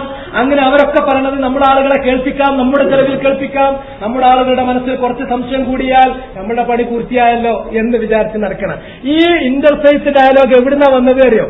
ഇതാണ് എല്ലാ മതങ്ങളുടെയും മൂർച്ച കുറച്ചിട്ട് ആരും തേച്ച് മാച്ച് കളഞ്ഞിട്ട് അവസാനം ആരും അല്ലാതെ ഒരു അവസാനം സെക്യുലറിസം എന്നിടത്തൊന്നും പോയിട്ട് ജമാഅത്തുൽ അഫ്ഗാനി പറഞ്ഞ പോലെ എല്ലാവരും അത്യാവശ്യം തുറന്നിട്ട് നടന്നോട്ടെ, എന്നാ ഫുജൂറൊന്നും കാണിക്കണ്ടെന്ന് വെച്ചാൽ മതി എന്ന് പറഞ്ഞല്ലേ. ഫുജൂർ തോന്നിയാസൊന്നും കാണിക്കണ്ട, തുറന്നിട്ട് നടന്നോളി എന്നല്ലേ. ആ നിലക്കുള്ള കാര്യത്തിലേക്കാണ് എത്തുന്നത്. ഇതാണ് ഫ്രീമേസൺറി. അങ്ങനെ അത് കുറച്ചും കൂടി അങ്ങോട്ട് എത്തിക്കഴിഞ്ഞെങ്കിലേ മസീഹുൽ ദജ്ജാലിന് വരുള്ളൂ. മസീഹുൽ ദജ്ജാൽ വന്നെങ്കിലേ നമ്മുടെ കൽപ്പണിക്കാരുടെ മോചകൻ വരുന്നുള്ളൂ. അതാണ് അവരുടെ വിശ്വാസം. അവർക്കാണ് കാര്യങ്ങൾ പോണത്. എവിടെ എത്തണം? അത് മസീഹുൽ ദജ്ജാലിന്റെ കാര്യം വിശദീകരിച്ചെടുത്ത് പറഞ്ഞിട്ടുണ്ട്. മസീഹുൽ ദജ്ജാലിനെ നമ്മൾ മസീഹുൽ ദജ്ജാലായി കാണുമ്പോൾ ജൂതന്മാർ കാണുന്നത് അവരുടെ റബ്ബായിട്ടാണ്, അവരുടെ രക്ഷകനായിട്ടാണ്. അവരുടെ രക്ഷകൻ വന്നെങ്കിലേ അവർക്ക് എന്തുള്ളൂ? മോക്ഷമുള്ളൂ. അവരുടെ രക്ഷകൻ എപ്പോഴേ പ്രത്യക്ഷപ്പെടുള്ളൂ? ലോകം എല്ലാവിധ മതധാർമ്മിക മൂല്യങ്ങളിൽ നിന്നും മുക്തമായി താന്തോന്നിത്വത്തിൽ മുഴുകുമ്പോൾ മാത്രമാണ്. അതുകൊണ്ട് ലോകം എല്ലാവിധ മതധാർമ്മിക മൂല്യങ്ങളിൽ നിന്നും മുക്തമായി താന്തോന്നിത്വത്തിൽ മുഴുകണമെങ്കിൽ മതങ്ങൾ എന്താകണം? മതങ്ങളെ ഡയലൂട്ട് ചെയ്യണം. ഡയലൂട്ട് ചെയ്യാൻ വേണ്ടിയിട്ടുള്ള പല സ്വകാര്യമായ പണികളുടെ കൂട്ടത്തിൽപ്പെട്ട ഒരു പണിയാണ് ഇത് ജൂതന്മാരെ ചെയ്യിക്കുന്ന ഒരു പണി. എന്ന് മാത്രമല്ല ദഅവത്തു ഖസാവിസത്തിൻ നസ്വാറ വഅയാനിഹിം ലിമുശാറകത്തിൽ ഇഖ്വാൻ ഇഹ്തിഫാലാത്തിഹിം, ക്രിസ്ത്യാനികളുടെ പാതിരിമാരെയും അച്ഛന്മാരെയും ഒക്കെ തന്നെ വിളിച്ചുകൊണ്ടുവരും. ഇഖ്വാനുൽ മുസ്ലിമീന്റെ യോഗങ്ങളുണ്ടല്ലോ, പരിപാടികൾ, പദ്ധതികൾ, അതിലേക്ക്. അത് ഇഖ്വാൻ മുസ്ലിം മാത്രമാണ്. നദവത്തുൽ മുജാഹിദീൻ ചെയ്യണില്ലേ? നദവത്തുൽ മുജാഹിദീൻ ചെയ്യില്ല എന്ന് പറഞ്ഞാൽ സൗദിയിലെ നദവത്തുൽ മുജാഹിദീന്റെ ആൾക്കാർക്ക് പറ്റൂല, ഇവിടുത്തെ നദവത്തുൽ മുജാഹിദീന്റെ ആൾക്കാർക്ക് പറ്റും എന്നാണ് നദവത്തുൽ മുജാഹിദീന്റെ ഒരു വിഭാഗം പറയുന്നത്. അവിടെ അങ്ങനെയുള്ള ആൾക്കാരെ കൂട്ടുന്നത് നടങ്ങാണ്ട് മറ്റൊരു പരിപാടി ഇവരെ സ്വീപ്പാക്കിയത്. അപ്പൊ ഇവിടെ വന്ന് നോക്കുമ്പോ ഇവരെന്നെ ചെയ്യുന്നുണ്ട്. നമ്മളെല്ലാം എല്ലാ യോഗങ്ങളിൽ നമ്മൾ 5 വർഷം കാലത്താൽ നടത്തിപ്പോരുന്ന എല്ലാ നമ്മുടെ യോഗങ്ങളിലും ക്രിസ്ത്യാനി ഉണ്ടാകും, ജൂതനെ കിട്ടാത്തതുകൊണ്ടാണ് ഇവിടുത്തെ കമ്മ്യൂണിസ്റ്റുകാരനുണ്ടാകും, ഇവിടുത്തെ മതനിഷേധി ഉണ്ടാകും. അത് എല്ലാ തരത്തിലുള്ള ആൾക്കാരെയും പങ്കെടുപ്പിക്കുന്നുള്ളതാണ്. ഇതൊക്കെ എവിടുന്നാണ് വന്നത്? നമ്മളെ അഫ്ഗാനി പ്രവർത്തിച്ച. എന്തിനാ അഫ്ഗാനി ഇത് കൊണ്ടുവരുന്നത്? മതത്തിൽ നമ്മൾ കാണിക്കുന്ന കണിശത ഒഴിവാക്കിയിട്ട് തേച്ച് മായ്ച്ച് അതിരുകൾ മായ്ച്ച് കളയാ, എന്നിട്ട് മതത്തിലുള്ള കണിശത ഒഴിവാക്കുക. പിന്നെ മതങ്ങൾ പ്രചരിപ്പിക്കുന്ന മൂല്യങ്ങൾ, അതിൽ നിന്ന് ജനങ്ങൾ ഒഴിച്ചു പോവുക. അവസാനം ഫ്രീമേസൺസ് അദ്ദേഹത്തെ കൊണ്ട് എന്താണോ ചെയ്യിക്കുന്നത് ആ അവസ്ഥയിലേക്ക് മുസ്ലിങ്ങൾ എത്തിക്കുക എന്നുള്ളതാണ്. ഇഷ്റാഖുൻ നസ്വാറാ ഫീ കസീരിൻ മിൻ ലിജാലിഹിം, ഇഖ്വാനുൽ മുസ്ലിമൂന്റെ പല കമ്മിറ്റികളിലും നസ്രാക്കൾ ഉണ്ടാകും. നമ്മളുണ്ടാക്കുന്ന കമ്മിറ്റിയിലുണ്ടാവില്ലേ? നമ്മളുണ്ടാക്കുന്ന പാലിയേറ്റീവ്, നമ്മളുണ്ടാക്കുന്ന പത്രം, നമ്മളുണ്ടാക്കുന്നതിലൊക്കെ പിന്നെ ആരാളുള്ളത്? ഇഷ്ടംപോലെ ആൾക്കാരുണ്ട്. ഇനി അതും പോട്ടെ, നമ്മളിപ്പോ സമ്മേളനം നടത്തുകയാണെങ്കിൽ ആ സമ്മേളനത്തിന്റെ കമ്മിറ്റിയിൽ തന്നെ ഇനി വരുമോ എന്നുള്ളത് ഞങ്ങൾ നോക്കണ്ടുള്ളൂ. ഇനി പള്ളി കമ്മിറ്റിക്കാണ് വരുന്നിടത്തേക്ക് എത്തിയിട്ടില്ല, തോന വൈകാതെ അവിടേക്ക് എത്തും. ഇഖ്വാൻ മുസ്ലിമൂൻ അവിടേക്ക് എത്തിയതാണ് ആ കാര്യത്തിലേക്കാണ്. ഇങ്ങനെ ഇത്തരം കാര്യങ്ങൾ സംഘടനയിൽ സ്വകാര്യ സ്വഭാവം പുലർത്തുന്ന സ്ഥിതിവിശേഷമുണ്ടാക്കിയത്, രാഷ്ട്രീയത്തിന് പ്രാധാന്യം കൊടുത്തത്, അതുപോലെ തന്നെ മദ്ഹബുകളെയും മറ്റ് ആശയ ചിന്താധാരകളെയും തമ്മിൽ ഇണക്കുന്നതിന് വേണ്ടിയുള്ള ശ്രമങ്ങൾ, അതുപോലെ തന്നെ ഇന്റർഫെയ്ത്ത് ഡയലോഗുകൾ, അതുപോലെ തന്നെ ജൂതന്മാരെയും ക്രിസ്ത്യാനികളെയും പോലെയുള്ള മതത്തെയും മതത്തിന്റെ ആളുകളെയും ഇവരുടെ പരിപാടികളിലും പദ്ധതികളിലും പങ്കെടുപ്പിക്കുന്നത്, അതുപോലെ തന്നെ കമ്മിറ്റികളിലും മറ്റ് സംവിധാനങ്ങളിലും ക്രൈസ്തവർക്ക് ഇടം നൽകുന്നത്, ഇതൊക്കെ ആര് പഠിപ്പിച്ചു? ജമാലുദ്ദീൻ പഠിപ്പിച്ചു. ആരെ? സയ്യിദ് ഖുത്ബിനെ. അത് ഇഖ്വാനുൽ മുസ്ലിമീനിൽ വ്യാപിച്ചു. ഇനി അതേപോലെ അതുകൊണ്ട് ഇസ്ലാഹി പ്രസ്ഥാനത്തിന് എന്ത് പറ്റി? ഇസ്ലാഹി പ്രസ്ഥാനത്തിന്റെ ഒരു വഴി അങ്ങനെ പറ്റി. രണ്ടാമത്തെ വഴി പറയാം. ഇവിടുത്തെ നദൂത്തുൽ മുജാഹിദിലേക്ക് എങ്ങനെ വന്നു? സയ്യിദ് ഖുത്ബിൽ നിന്ന് കുറച്ചു മാത്രമേ യഥാർത്ഥത്തിൽ മുജാഹിദ് പ്രസ്ഥാനം ആശയം എടുത്തിട്ടുള്ളൂ. ഇല്ല എന്ന് ഞാൻ പറയുന്നില്ല, കുറച്ചെടുത്തിട്ടുണ്ട്. അതിനുള്ള തെളിവ് ഞാൻ പറഞ്ഞിട്ടുള്ളതുമാണ്, കഴിഞ്ഞ ക്ലാസ്സിൽ പറഞ്ഞതാണ്. പക്ഷെ സയ്യിദ് ഖുത്ബിൽ നിന്ന് എടുത്തിട്ടില്ലെങ്കിൽ തന്നെ, ഇല്ലാന്ന് വാദത്തിന് വേണ്ടി സങ്കല്പിച്ചാൽ തന്നെ, ജമാലുദ്ദീൻ അഫ്ഗാനിയുടെ ആശയങ്ങൾ നേർക്കുനേരെ പൈപ്പ് ലൈനിലൂടെ ഇങ്ങോട്ട് വന്നു. ആ വാൾവ് മുഹമ്മദ് അബ്ദു ആണ്. മുഹമ്മദ് അബ്ദു എന്ന് പറഞ്ഞാൽ ആരാണ്? അദ്ദേഹത്തെ സംബന്ധിച്ചിടത്തോളം നമുക്ക് മനസ്സിലാക്കിയെടുക്കാൻ പറ്റും. മുഹമ്മദ് അബ്ദു എന്ന് പറഞ്ഞാൽ ഈജിപ്തില്, അപ്പർ ഈജിപ്തിലുണ്ടായിരുന്ന ഒരു കുടുംബത്തിൽ ജനിച്ച ഒരു സാധാരണക്കാരനായ ഒരാളായിരുന്നു. അദ്ദേഹം പഠിക്കാൻ വേണ്ടി എവിടെ വന്നു? അസ്ഹറിൽ വന്നു. അസ്ഹറിൽ വന്ന സമയത്ത് അദ്ദേഹത്തെ അവിടുത്തെ അസ്ഹറിലെ അന്നത്തെ പഠന രീതി, പാരമ്പര്യ രീതിയിലുള്ള പഠനം അദ്ദേഹത്തിന് മടുത്തു. അങ്ങനെ ഷറഹുൽ കുഫ്രാവി അല മത്നുൽ അജ്റൂമിയ, അജ്റൂമിയക്ക് കുഫ്രാവി എഴുതിയിട്ടുള്ള ഒരു ഷറഹ് അത് നഹ്വ് പഠിപ്പിച്ചു കൊടുക്കാൻ തുടങ്ങി. അത് അദ്ദേഹം വായിച്ച് പഠിക്കാൻ തുടങ്ങിയ സമയത്ത് ഭയങ്കര പ്രയാസം. നമ്മൾ സഞ്ചാരോദ്യ സഞ്ചാരം എന്ന് പറയാറുണ്ട് ഇവിടെ. എന്ന മാതിരി ഓദ്യ സഞ്ചാരം പിടിച്ചപ്പോൾ ഒരു ദിവസം അദ്ദേഹം അസ്ഹറിന്റെ പുറത്തേക്ക് ഇറങ്ങിയിട്ട് ഒരു ചട്ടിയിൽ കുറച്ച് ഉള്ളി വെച്ചിട്ട് ഈ ഷറഹുൽ കുഫ്രാവി തീ കൊടുത്തു. എന്നിട്ടാണ് കത്തിച്ചിട്ട് ഉള്ളി വേവിച്ചിട്ട് അവൻ തിന്നിട്ട് മൂപ്പരാട്ടി കണ്ടു. ആര്? മുഹമ്മദ് അബ്ദു. അങ്ങനെ മൂപ്പര് അമ്മോന്റെ കൂടെ പോയിട്ട് പിന്നെ കൃഷിയും കന്നുകാലികളെ നോക്കലും കൃഷിയായിട്ട് കൃഷിപ്പണിയായിട്ട് അങ്ങനെ പോവുകയാണ്. അതിലിടക്കാണ് കേൾക്കുന്നത് ഒരു മഹാനായ ഒരാൾ ഈജിപ്തിലെത്തിയിട്ടുണ്ട്. ആര്? നേരത്തെ പറഞ്ഞ അഫ്ഗാനി. മൂപ്പര് മാറ്റ്നിയ ബാറിലുണ്ട്. അവിടെ ഇന്നോലൊക്കെയാണുള്ളത്. അങ്ങനെ ചെന്ന് ഇയാളുടെ ക്ലാസ് ഇങ്ങനെ കേൾക്കാൻ തുടങ്ങിയപ്പോ ഇതൊരു പുതുമുള്ള കാര്യമാണല്ലോ, പണ്ടാരും പറയാത്തതാണല്ലോ. അതെ, പണ്ടാരും പറയാത്തത് തന്നെയാണ് പ്രശ്നം, പുതിയത് പറയലാണ്. അങ്ങനെ അയാളെ പിന്നാലെ കൂടിയിട്ട് അവസാനം ഇദ്ദേഹത്തിന് വീണ്ടും പഠിക്കാൻ താല്പര്യമുണ്ടായി. പഠിച്ചു. അങ്ങനെ പഠിച്ച് എല്ലാം കഴിഞ്ഞിട്ട് അവസാനം അദ്ദേഹം ഉയരാനുള്ള കാരണം അദ്ദേഹത്തിന് ഒന്ന് നല്ല ബുദ്ധിയുണ്ട്.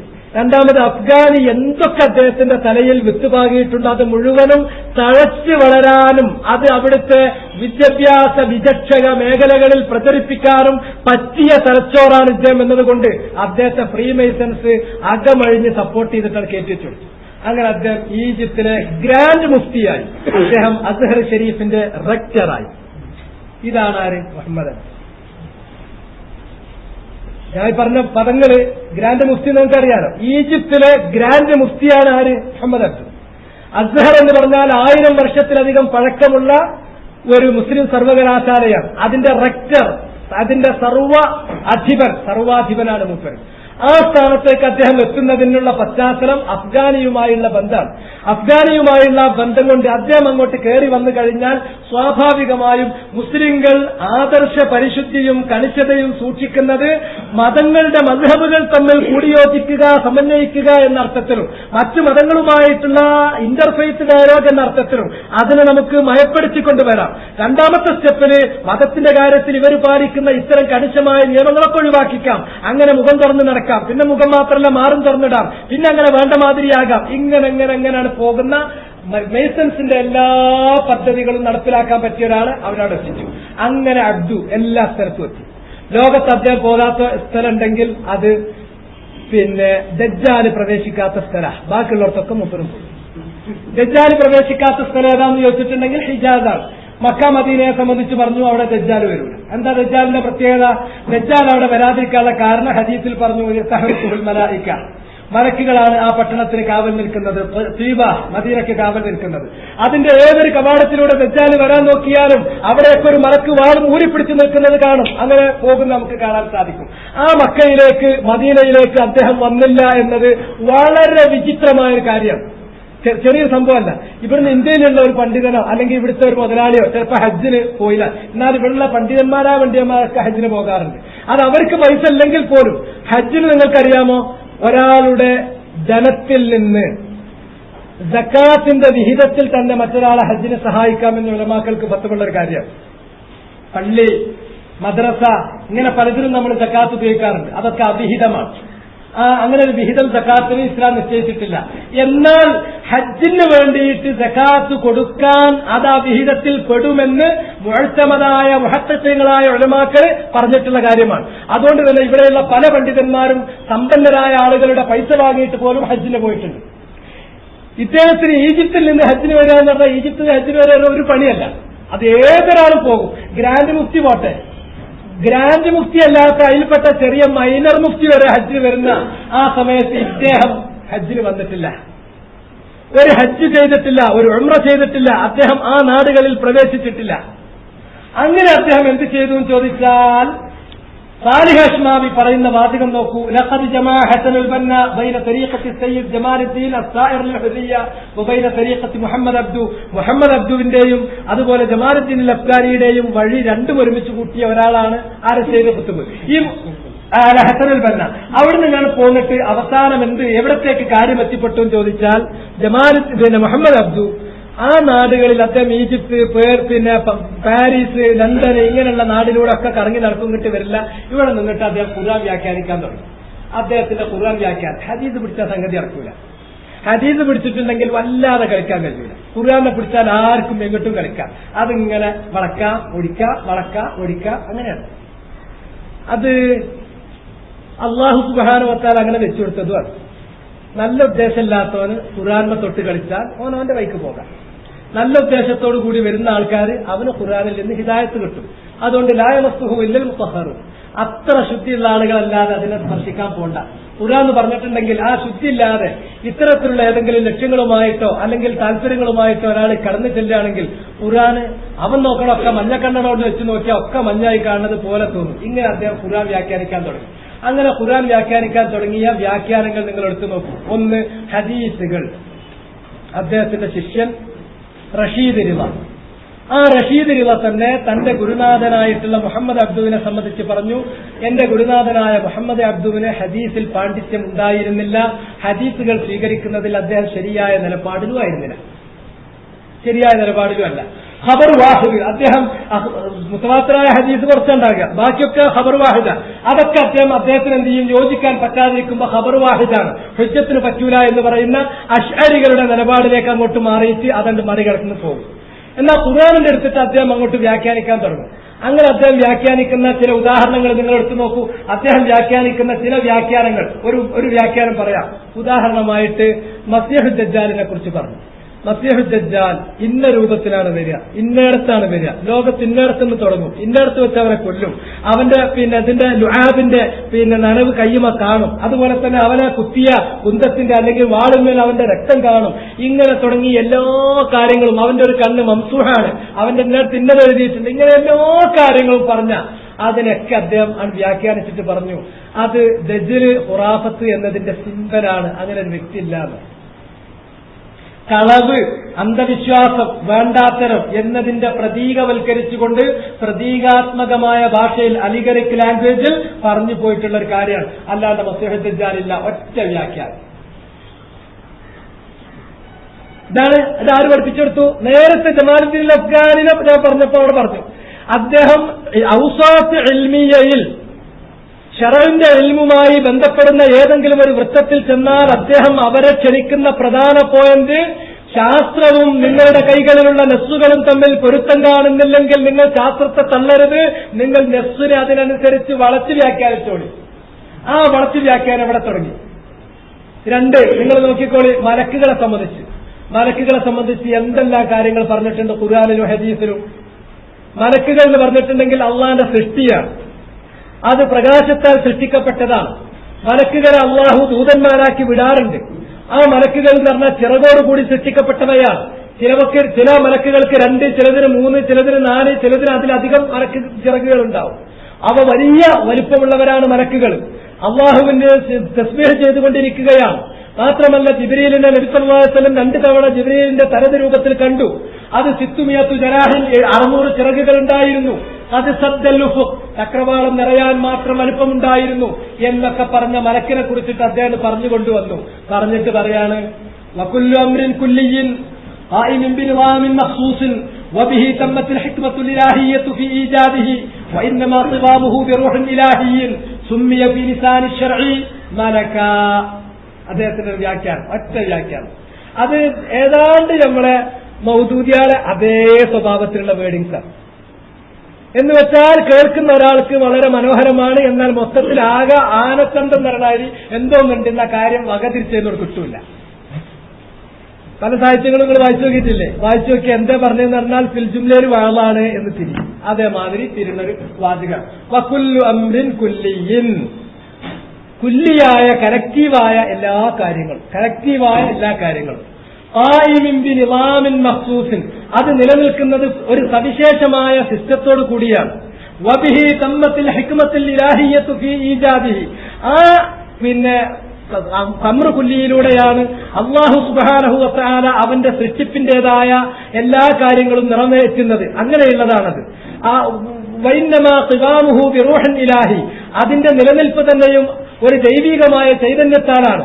അങ്ങനെയുള്ള ആ ചൈതന്യ വിശേഷം, ദൈവികമായ ഒരു ചൈതന്യ വിശേഷം, അത് ആ ചൈതന്യ വിശേഷത്താലാണ് അള്ളാഹുവിന്റെ സൃഷ്ടിപ്പിന്റേതായ എല്ലാ കാര്യങ്ങളും നിലനിൽക്കുന്നത് എന്ന് മാത്രമല്ല, ശക്തി എന്ന് പറഞ്ഞാൽ അത് ഒരു അമ്രുൽ കുല്ലിയാണ്. അങ്ങനെയുള്ള ആ കാര്യത്തിന് സുമ്മിയ ഫീ ലിസാനി ശർഇ മലക്കൻ, ശർഇന്റെ ഭാഷയിൽ മലക്ക് എന്ന് പറയുന്നു. നിങ്ങൾക്ക് എന്തെങ്കിലും മനസ്സിലായോ എന്ന് എനിക്കറിയില്ല. കുറച്ചും കൂടി അറബിയായിട്ടുള്ള ബന്ധം കൊണ്ട് എനിക്ക് കുറച്ചും കൂടി തിരിഞ്ഞിട്ടുണ്ട്. ഏതാണ്ട് അൽ ഖുവ അൽ കാമിനതു, ഈ പ്രപഞ്ചത്തിൽ നിഹിതമായി കിടക്കുന്ന, ഇൻഹറന്റായി കിടക്കുന്ന പ്രകൃതി ശക്തി എന്നാണ് അദ്ദേഹം ഉദ്ദേശിക്കുന്നത്. അതിലേക്ക് എത്തിപ്പെടണമെങ്കിൽ അത് ഞാനത് അറബിയായിട്ടുള്ള വാചകമായിട്ടുള്ള ബന്ധം കൊണ്ട് പറഞ്ഞുതരാം. ഇല്ലെങ്കിൽ അതിലേക്ക് നിങ്ങൾ എത്തിപ്പെടാൻ 1 മണിക്കൂറിലധികം അങ്ങനെ എഴുതെടുത്ത് വീണ്ടും വീണ്ടും വീണ്ടും വീണ്ടും വീണ്ടും വായിച്ചു നോക്കാൻ വേണ്ടി പറഞ്ഞല്ല. അങ്ങനെ അതിലേക്ക് എത്തിപ്പെടാൻ സാധിക്കുള്ളൂ. അങ്ങനെ പറഞ്ഞാൽ ആകത്തുക എവിടത്തേക്കാണ് എത്തുന്നത്? ഒരു പ്രകൃതി ശക്തിയാണ് എന്നുള്ളിടത്തേക്കാണ് എത്തുക. ഇങ്ങനത്തെ 100 വ്യാഖ്യാനങ്ങളാണ്. ഈസാ നബി അലൈഹിസ്സലാത്തു വസ്സലാം മരിച്ചിട്ടില്ല, അദ്ദേഹം തിരിച്ചു വരും എന്നുള്ളത് ഹദീസിൽ നസ്സാണ്. അവിടെ കണ്ട് എത്തിയിട്ടുണ്ടെങ്കിൽ അപ്പം മൂപ്പര് പറയും എല്ലാ അമ്പിയാക്കന്മാരും മരിച്ചുപോയി, ആ കൂട്ടത്തിൽ ഈസാ നബി മരിച്ചുപോയി. ഹദീസൊന്നും മൂപ്പർക്ക് പ്രശ്നമല്ല. ഇങ്ങനെ എല്ലാ കാര്യങ്ങളെയും വ്യാഖ്യാനിക്കുന്ന മുഹമ്മദ് അബ്ദു, അദ്ദേഹത്തിന്റേത് അൽ മദ്റസത്തുൽ അഖ്ലാനിയ. മറ്റേയാളെന്തായിരുന്നു? മറ്റേയാളെന്ന് പറഞ്ഞാൽ പാൻ ഇസ്ലാമിസം, അതുകൊണ്ട് രാഷ്ട്രീയം. ഇദ്ദേഹത്തിന് എന്താന്ന് ചോദിച്ചാൽ അത് അഖ്ലാനി, ഒരു ഇന്റലക്ച്വൽ മൂവ്മെന്റാണ്.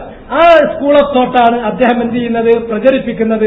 അതുകൊണ്ട് തന്നെ എല്ലാ കാര്യത്തെയും ബുദ്ധിയോണ്ട് ഇങ്ങനെ അളക്കുക, ബുദ്ധിയോണ്ട് ഇങ്ങനെ വ്യാഖ്യാനിക്കുക, ഖുർആന്റെ ഒരു കഷ്ണം അവിടെ ഇവിടെ ഇങ്ങനെ ഒപ്പിക്കാൻ കിട്ടുക, പിന്നെ തന്റെ ബുദ്ധി തോന്നിയത് പ്രചരിപ്പിക്കുക. ഇതായിരുന്നു മുഹമ്മദ് അബ്ദു.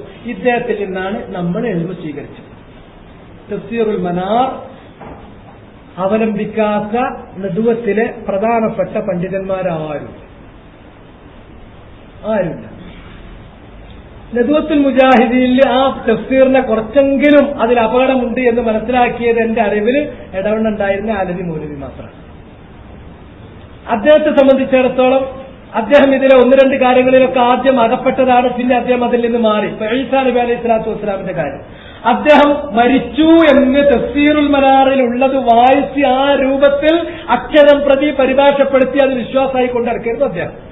പക്ഷെ ഒരു സന്ദർഭത്തിൽ അദ്ദേഹം അത് തെറ്റാണ് ഇയാൾ പറയുന്നത്, ഇവർ പറഞ്ഞത് എന്ന് ക്ലിയറായി മനസ്സിലാക്കുകയും ഇടവണ്ണയിൽ കാദിയാനികളുമായിട്ടുണ്ടായ ഒരു ചർച്ചയിൽ, ഒരു സംവാദത്തിൽ വെച്ചിട്ട് ഈസാ നബി അദ്ദേഹം മരിച്ചിട്ടില്ല, തിരിച്ചു വരുമെന്നാണ് എന്റെ അഖീദ എന്ന് അദ്ദേഹം അവിടുന്ന് പ്രഖ്യാപിക്കുകയും ചെയ്തിട്ടുണ്ട്.